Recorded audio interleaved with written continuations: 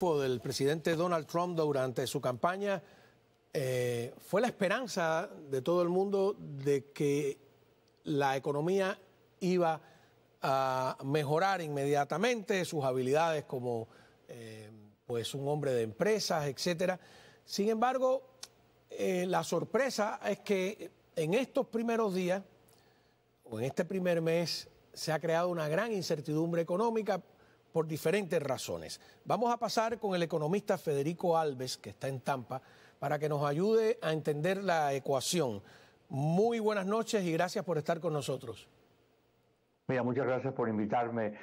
Yo soy un venezolano que se siente cubano. Yo fui miembro de la Casa Cuba de Tampa y fui muy amigo de Luis Posada Carriles, un gran cubano.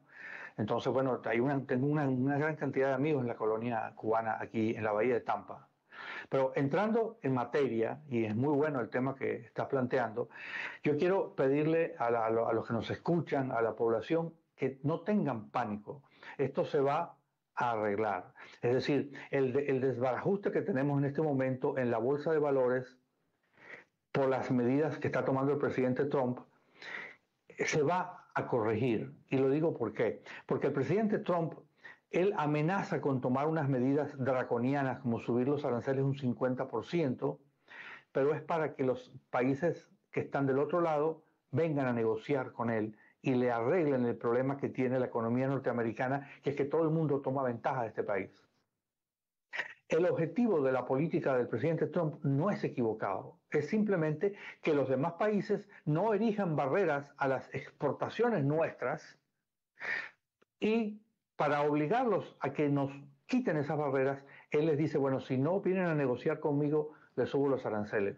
Pero ya se vio, como en el caso de México, no sucedió, porque la presidenta de México, que me parece mucho más capacitada, inteligente y calmada que estaba antes, López Obrador, logró controlar la crisis y México salió indemne. No van a haber barreras arancelarias contra México. Los canadienses tienen una circunstancia muy difícil porque ellos exportan mucho petróleo, electricidad, timber, la madera para la construcción. En fin, ellos son un gran suplidor de la economía norteamericana, pero si una compañía norteamericana quiere ir a vender a Canadá, tienen todo tipo de barreras. Vamos a ver precisamente qué dice el presidente Trump sobre los aranceles a Europa, creo que es. The European Union's been very tough, and it's our turn too. You know, we get a turn at that also, but they have not been fair. They sue our companies and win massive amounts of money. They sued Apple, won $17 billion, and they use that for other reasons, I guess, or to run the European Union. So I'm not knocking it. They're doing what they should be doing, perhaps, for the European Union, but it does create ill will. And as you know, we're going to be doing reciprocal tariffs. So whatever they charge us, we're charging them. Nobody can complain about that. Whatever it is, it doesn't even matter what it is. If they charge us 25 or 20% or 10% or 2% or 200%, then that's what we're charging them.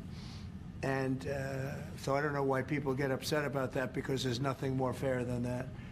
And we had a problem with Ontario, and they dropped that when I let them know what we were going to be doing. They dropped it immediately, so I'm glad, because electricity, you shouldn't be playing with electricity. It affects people's lives there.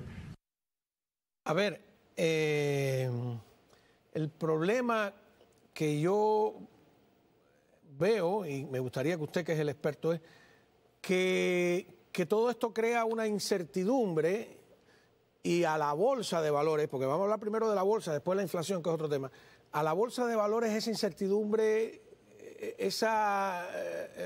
le pone nerviosa, ¿no?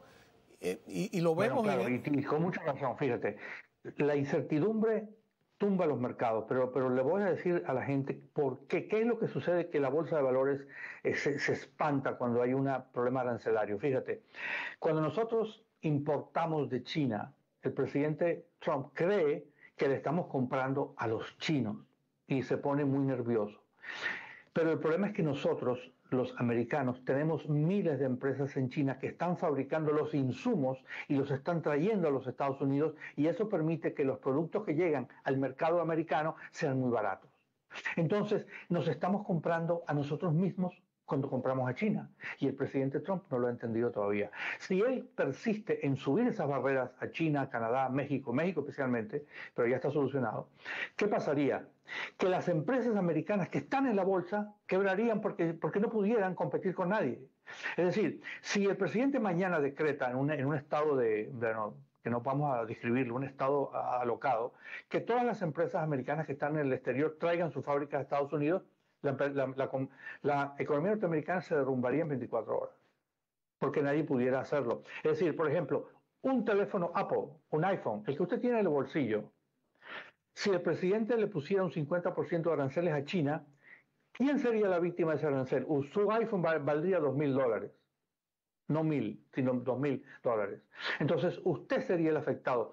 Porque realmente cuando nosotros importamos de China, ¿a quién le estamos comprando las importaciones? A las mismas empresas americanas que están en China haciéndolo más barato para que nosotros podamos tener un alto estándar de vida. Pero eso no nos pone en manos de China, que es, a fin de cuentas, una dictadura. ¿Quién es el dueño de Apple? Dime, ¿quién es el dueño de Apple?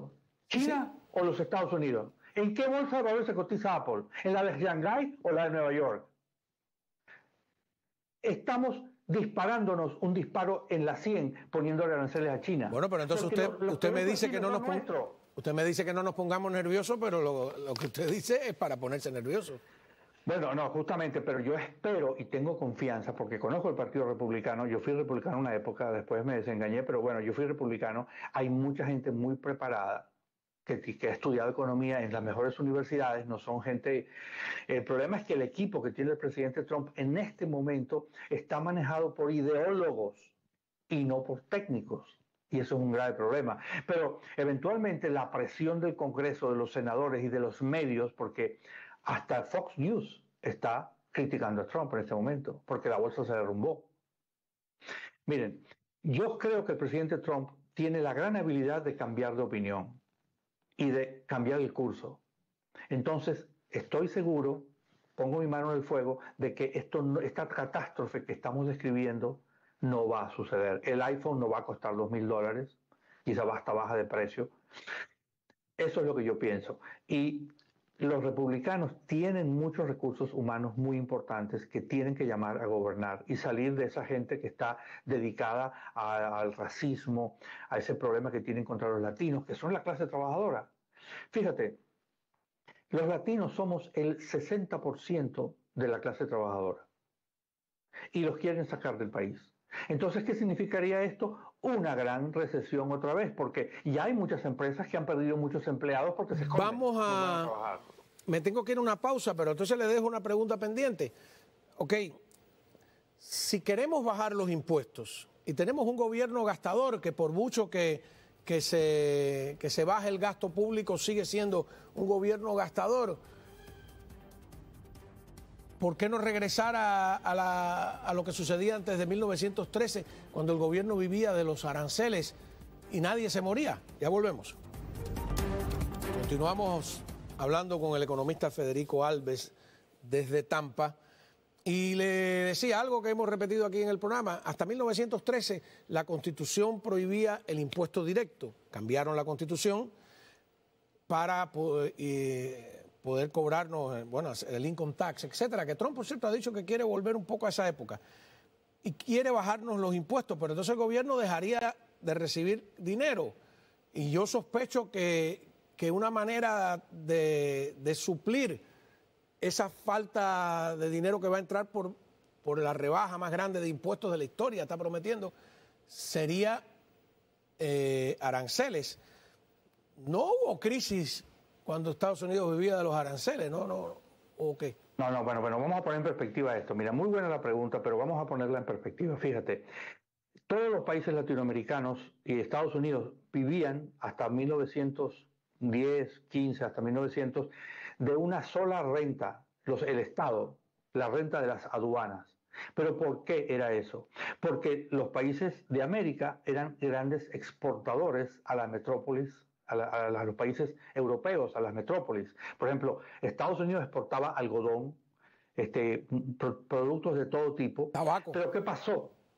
Tabaco en Georgia y manufacturas también, porque en Massachusetts había una gran industria manufacturera que iba al mercado inglés y al mercado europeo.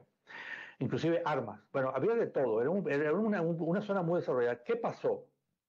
Que entonces la población norteamericana comenzó a subir por la inmigración europea, llegaron 100 millones de europeos, alemanes, millones de alemanes, llegó un punto en que en el Midwest se planteaban si no sería posible poner alemán como lengua oficial, porque había demasiada gente llegando de Alemania. ¿Y qué pasó? Que el mercado interno superó muchísimas veces al mercado externo. Entonces, la renta de las aduanas ya no daba para mantener un Estado completo y complejo, y después con el problema de la guerra europea, no se podía seguir viviendo de la renta aduanera, había que pechar el ingreso, porque ya la economía interna norteamericana era varias veces más grande que la europea. Entonces, no tenía sentido. Simplemente el ingreso total por aduanas, suponiendo que fuéramos a un 50% de aranceles, que es una locura, como te dije, porque la mayor parte de las importaciones son insumos de nuestras propias empresas americanas. Si nosotros fuésemos a un esquema como ese, el ingreso del Estado norteamericano no daría para pagar el Pentágono. Olvídate del resto de los gastos americanos. Entonces no se puede hacer eso. Cuando tu economía interna es mucho más grande que el mercado internacional, no tiene sentido vivir de los aranceles. Tienes que pechar los ingresos de los ciudadanos. Ahí está el problema. Ok, ¿y por qué si baja la inflación suben los precios? Bueno, la teoría, pueden subir algunos precios, Exacto. pero la inflación es el nivel general de precios estadísticamente. En toda economía pueden subir o bajar precios puntuales, pero cuando la autoridad central, la Reserva Federal, que mide la inflación, pero la inflación la mide otro departamento, pero ellos la usan para calcular la masa monetaria y para calcular el nivel de la tasa de interés. Fíjate, cuando ellos dicen que la inflación está subiendo, significa que across toda la economía, a través de toda la economía, hay un alza sostenida de precios. Y entonces ahí sí hay que echar a correr. Yo creo que si este gobierno desata el monstruo de la inflación y llega, no quiera Dios, a un 10%, bueno, aquí puede pasar cualquier cosa. Hasta puede ser el próximo presidente Bernie Sanders. Una cosa completamente catastrófica. Pero puede pasar eso, porque la gente sentiría que el Estado, que las políticas del presidente Trump le han robado la mitad de su salario. Y eso desataría una rabia, una ira política que se traduciría en un aumento de las tendencias izquierdistas que son sumamente peligrosas. Usted ha dicho algo importante, no han subido todos los precios, que eso sí sería una característica inflacionaria. Por ejemplo, aquí las frutas y verduras bajaron 0,5%, las bebidas no alcohólicas también 0,5%, los productos lácteos han bajado 1%, la gasolina un 1% y las tarifas aéreas, esto lo cogió hoy del New York Times, menos 4%. Algo. La economía no funciona instantáneamente. Hay una cosa que se llama el lag, el retardo. Todo lo que estamos viendo en este momento de las políticas económicas se va a ver en la calle dentro de 6 meses a un año. Es decir, que esos precios de hoy no tienen ninguna influencia sobre el discurso que estamos teniendo. Tenemos que esperar. Si el presidente Trump no soluciona este asunto de los aranceles, inevitablemente la inflación se va a duplicar o triplicar, no hay manera. Y no lo digo yo, lo dicen todos los economistas, analistas de la bolsa, de Bloomberg, todo el estamento científico. Han subido los autos usados 0,9%, pero los nuevos han bajado. La vivienda ha subido 0,3%, es un 4% en un año. Las comidas fuera 0,4% y el alquiler 0,3%. O sea, bueno, es decir... Eso que estás diciendo es culpa de Biden, todavía es culpa de Biden. Todo eso que me acabas de decir es resultado de las políticas de Biden. Las políticas de Trump se van a ver a fin de año, el resultado en la calle. Todo eso que me está diciendo, que no es muy significativo, pero es un pequeño aumento, un pequeño descenso, son estadísticamente poco significantes. Pero todo eso viene de la política monetaria, ni siquiera del presidente Biden, sino de la Reserva Federal, que está todavía en comando de la economía. Porque el gobierno de Biden no tomó ninguna medida que alterara la economía. La responsabilidad maestra del desarrollo de la economía la maneja la Reserva Federal. Pero en cambio el presidente Trump sí está interviniendo en la economía. Por primera vez en muchísimos años. Ningún presidente americano se mete con la economía, se lo deja a los economistas. Bueno, usted me disculpa, pero cuando Biden saca, después del gasto de la pandemia, este plan de infraestructura que le obliga a imprimir billetes en cantidades industriales, está interviniendo en la economía. Desde el punto de vista financiero, ¿no? Pero fíjate, el gasto en infraestructura es la manera más sabia de intervenir en la economía. ¿Por qué? Porque si uno construye puentes, autopistas, edificios, bueno, cargadores eléctricos, eso es infraestructura con la cual nosotros, los hombres de empresa, vamos a poder desarrollar la economía. ¿Si no qué? Sí, pero eso es que, usted me disculpa para usar un término económico, eso es keynesianismo bastante puro, pero además inventó una cosa que no es económica, infraestructura social. ¿No le cree usted que esa infraestructura social de Biden es un subterfugio para gastos no en estructuras como tal? Pero no le funcionó. La gente votó por Trump. Claro. O sea, que no le funcionó para nada. Es interesante. Claro, fíjate, el problema de la infraestructura social, en la academia nosotros hemos analizado, bueno, estamos siempre durante decenios peleando sobre ese punto, pero el punto es el siguiente. ¿De qué sirve una persona que no lee ni habla inglés y que tiene un bajo IQ? ¿Para qué empresa le va a servir? ¿Quién la va a contratar? Nadie. Entonces, el Estado, a su costo, debe preparar a la gente humilde que viene de otro país, que no tiene infraestructura, que no saben leer ni escribir, que hablan mal inglés, que no tienen conocimientos superiores, que no saben matemáticas, que no pueden sumar. El Estado debe educarlos, darles de comer, darles vacunas, para que lleguen a la edad del trabajo y podamos contratarlos nosotros. Si no, ¿a quién vamos a contratar? Es decir, ese gasto social que mucha gente critica es un gasto que nosotros, los economistas republicanos, porque yo era republicano, me salí pero sigo siendo mentalmente republicano, nosotros necesitamos empleados que sirvan para algo, que estén preparados y que tengan buena salud y que sepan sumar y hablar inglés. Si el Estado no los prepara, ¿qué hacemos? ¿Cómo crecemos la economía? Entonces, el mejor ingrediente del capitalismo es un Estado social que ayude a la gente para que podamos contratar a alguien. Dime, ¿qué hacemos nosotros si mañana llega, bueno, no sé, porque 1 millón de personas? Yo fui el otro día a la casa de mi antiguo jardinero y la verdad que me dio envidia.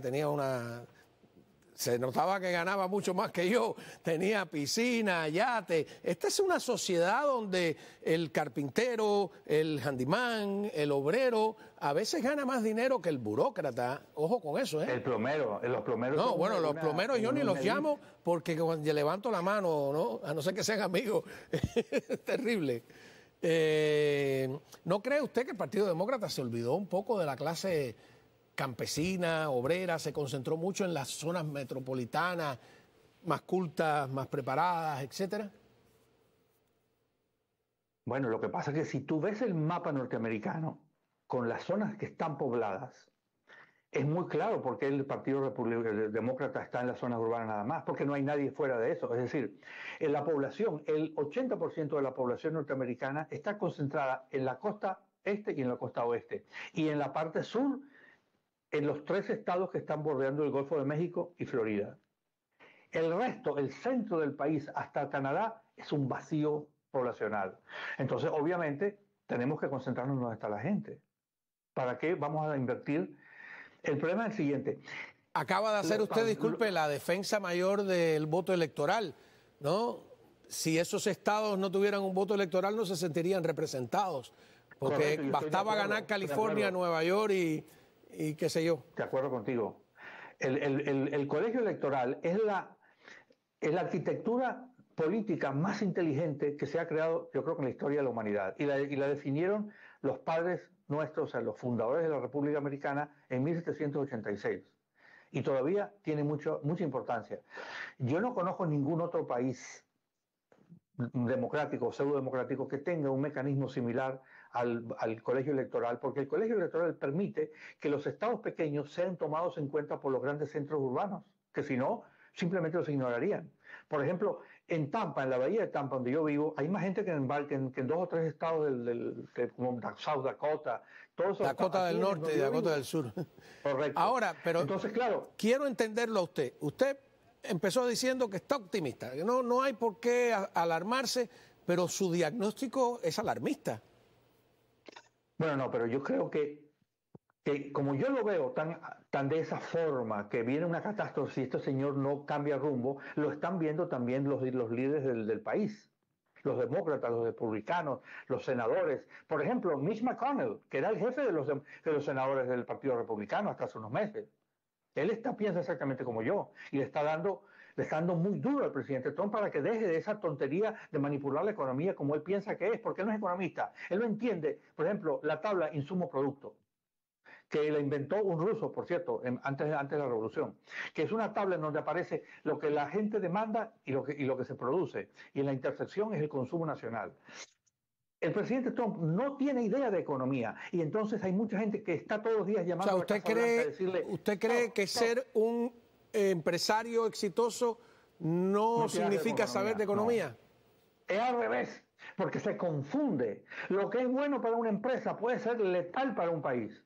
Y nadie se lo explica porque él no entiende, él no escucha a nadie. Él cree que sabe más. Él se parece mucho, ¿no? Y me van a disculpar los amigos de la comunidad cubana. Su personalidad es parecidísima a la del señor Fidel Castro Ruz, que creía que sabía de todo y no sabía de nada. Bueno, pero hay una diferencia.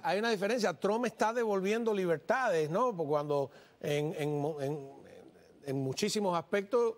Por ejemplo, una cosa que hacen los dictadores, usted mencionó a Fidel Castro, es concentrar los poderes. Y lo que está haciendo la administración Trump es diversificar los poderes. Jamás haría, por ejemplo, la medida sobre la educación, que es quitar el Departamento de Educación para que los estados... Un dictador lo que haría es todo lo contrario, es concentrar en sus manos y en las manos del gobierno central en la educación para poder adoctrinar. Y por ahí podría ponerles muchos ejemplos, pero me encanta haber conversado con usted. Se me ha acabado el tiempo. ¿Por qué no seguimos el debate en otro programa? Muy bien, muy bien. Estamos siempre a la orden. Cuando ustedes quieran, ustedes tienen mi teléfono, mi contacto, me llaman con mucho gusto. Muchísimas gracias. El Departamento de Educación podemos hablar porque ahí tengo unos puntos que pueden ser controversiales. Claro, no, eso es bueno que sean controversiales, si no son aburridos. Muchísimas gracias, Federico. Que no se desmantele. Ok. Mire, que ahora cuando regresemos tengo una demócrata y un republicano aquí para que se digan todo a la cara. Debate político a la vuelta. Así